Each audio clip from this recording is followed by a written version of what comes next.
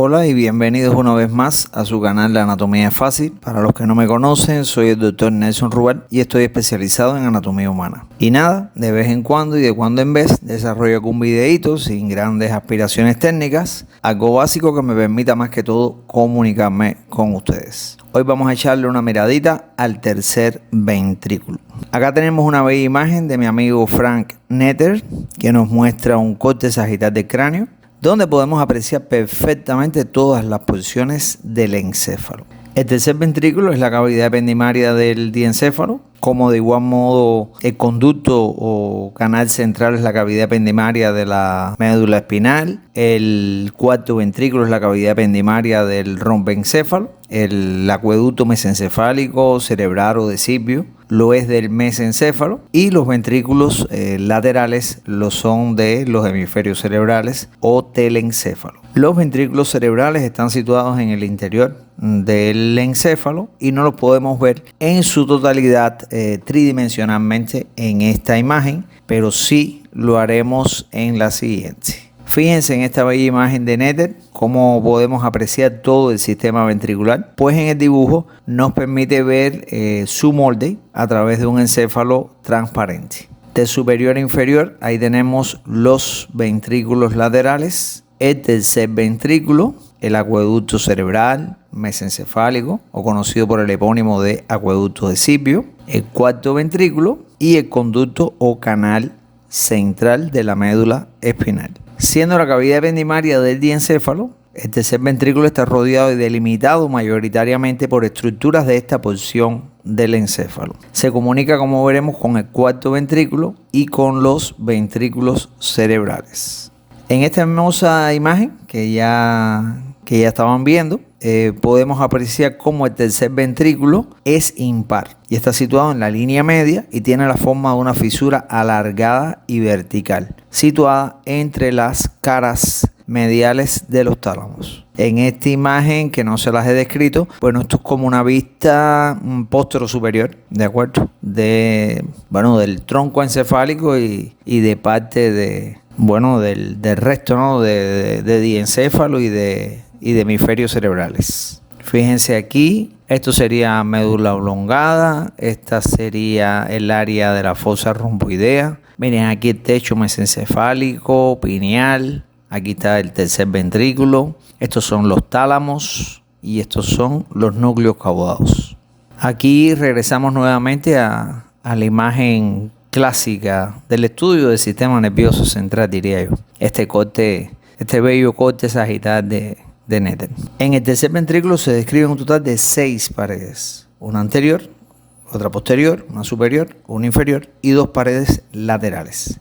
Precisamente las paredes laterales las forman las caras mediales de los tálamos, como dijimos al situar el tercer ventrículo. A este nivel, en las caras mediales de los tálamos se encuentran la adhesión intertalámica, que aquí la podemos ver, es decir, es una banda de sustancia gris que une a ambos tálamos por sus caras mediales. Como esto es un corte sagital, lo que estamos viendo ahí es esa estructura en forma de cilindro, que es la adhesión intertalámica cortada. Es importante aquí tener cuidado con un juego de palabras que se crea, y es que uno dice las paredes laterales de tercer ventrículo están formadas por las caras mediales de los tálamos. Es así es correcto. Pero para evitar confundirnos aquí debemos recordar que los tálamos están formados por 4 caras. Los tálamos tienen caras. Una cara superior, una inferior, una medial y una lateral. En tanto, el tercer ventrículo, lo que se describe en él son paredes. Una anterior, una posterior, una superior, una inferior y 2 laterales. Y sus paredes laterales están formadas por las caras mediales de los tálamos. Bueno, así lo consideramos al menos nosotros en pregrado.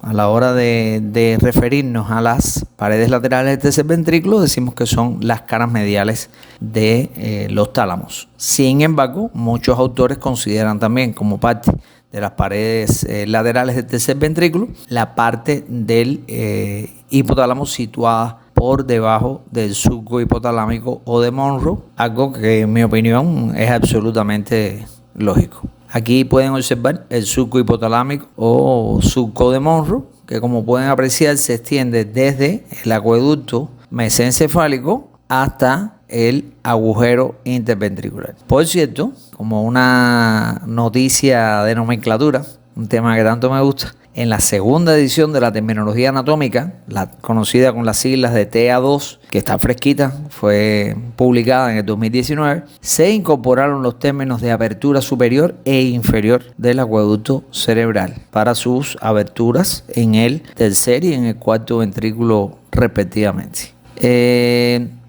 Anteriormente no tenían nombres, es decir, usted tenía simplemente el acueducto cerebral y bueno, tenía que decir, bueno, cuando en el lugar en que se abre el acueducto cerebral, en el tercer ventrículo, en el cuarto ventrículo, ahora tiene un término exacto, ¿no? Apertura superior, apertura inferior. En la anatomía clásica, a esta apertura superior se conocía como ano de Bartolino. El propio Bartolino de las glándulas de Bartolín. Y ano de Bartolino porque al uno realizar el recorrido en el orden en que se produce el líquido cefalorraquídeo o cerebroespinal, bueno, es el lugar por donde pasa o se evacúa el líquido cerebroespinal del interior del tercer ventrículo hacia el cuarto. Por tanto, sería como, digamos, el tragante de fondo del tercer ventrículo, ¿no? El ano de Bartolino, bueno, en este caso como si fuera el ano, el punto de salida del tercer ventrículo. Su pared anterior la forman las columnas del Forni y una parte de la comisura cerebral anterior, también la lámina terminal. La lámina terminal es una fina lámina de sustancia gris que se extiende, aquí pueden ver, por debajo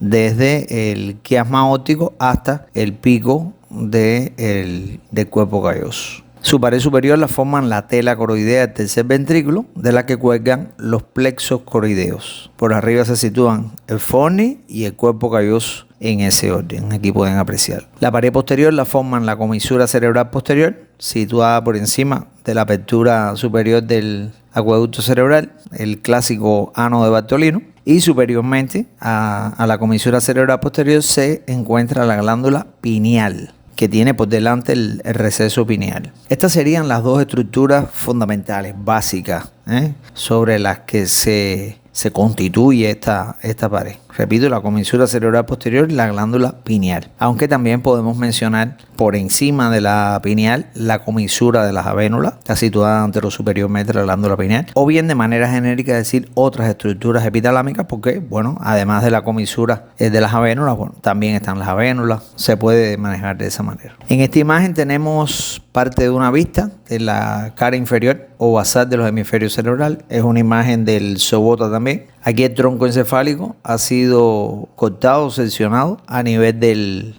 mesencéfalo. Ahora, la pared inferior del tercer ventrículo la forman fundamentalmente estructuras hipotalámicas, que de adelante hacia atrás tenemos el quiasma óptico, el tubérculo ceniciento, bueno, también se le denomina directamente en latín tuber cinereum o tuber cinereo, es decir, quiere decir un tubérculo de color gris, y este se continúa inferiormente con el infundíbulo, que aquí está cortado. Fíjense aquí el corte. Por detrás del tubérculo ceniciento están los cuerpos mamilares y como elemento más posterior la sustancia perforada posterior, que está situada en la fosa interpeduncular. Ya este es un detalle del mesencéfalo, es decir, no es un detalle anatómico hipotalámico. Ahora abordaremos las comunicaciones y recesos en esta fabulosa imagen. También está en el atlas sobota, así que el sobota hoy está de plácemes en nuestro video. Las comunicaciones del tercer ventrículo se establecen con el cuarto ventrículo, como ya hemos dicho varias veces en este video, por medio del acueducto cerebral, que tiene el orificio que le comunica con el tercer ventrículo, su apertura superior,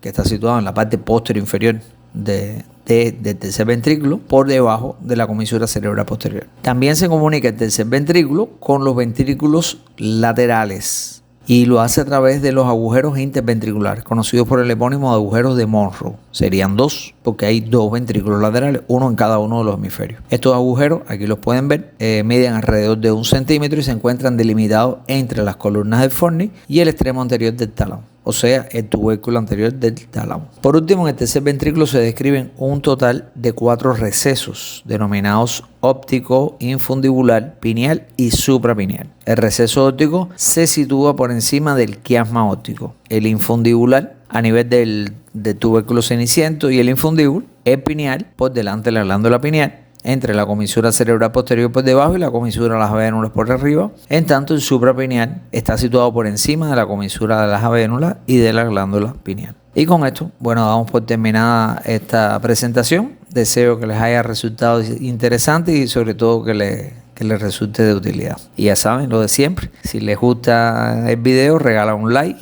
que ciertamente es de mucha ayuda para los algoritmos de YouTube a la hora de posicionarte. Si no están suscritos, anímense, suscríbanse. De la campanita ni les voy a hablar, pues ya sería mucho pedir. Y dejen sus comentarios. Así que bueno, y hasta una próxima vez. Chao.